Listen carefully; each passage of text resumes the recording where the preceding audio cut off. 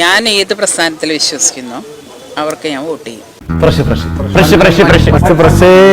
ചേട്ടനാണ് മത്സരിക്കുന്നത്. ചേട്ടൻ നോക്കാൻ പറ്റില്ല, ചേട്ടൻ വീട്ടിലാണ്. ചേട്ടനും അച്ഛനും അമ്മയൊക്കെ വീട്ടില്. നീ ആരാ? ഇവിടുത്തെ റാണിയോ? അല്ല, സഹോദരന് വേണ്ടി പ്രാർത്ഥിക്കാൻ ഇപ്പൊ ഇതെന്താ അദ്ദേഹത്തിന് അസുഖമായി കിടക്കും? അങ്ങനെയൊന്നും അല്ലല്ലോ. അന്റെ കുറെ പോയിന്റ്സ് ഉണ്ടല്ലേ. നമുക്ക് ഡീപ്പായിട്ട് സംസാരിക്കാം. അല്ല, സഹോദരൻ തന്നെ വേണ്ടല്ലോ. സഹോദരി അല്ലാന്ന് അദ്ദേഹം പറഞ്ഞ, ഞാനല്ല. എന്റെ ഭയ ഞാനൊന്നും പറഞ്ഞിട്ടില്ല. മുതലാളി ഒരു പ്രാവശ്യം പറഞ്ഞിട്ടുണ്ട് ബോട്ടിൽ വെച്ചേ. ആര് ജയിക്കും?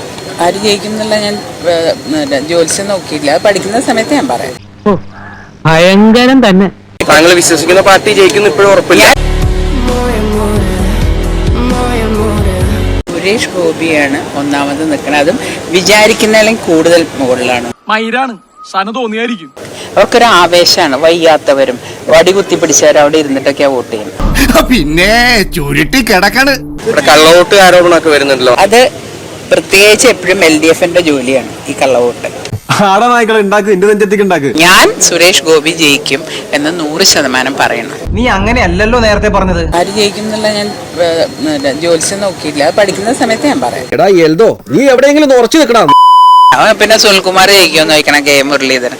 അത് വേണ്ടട്ടാ.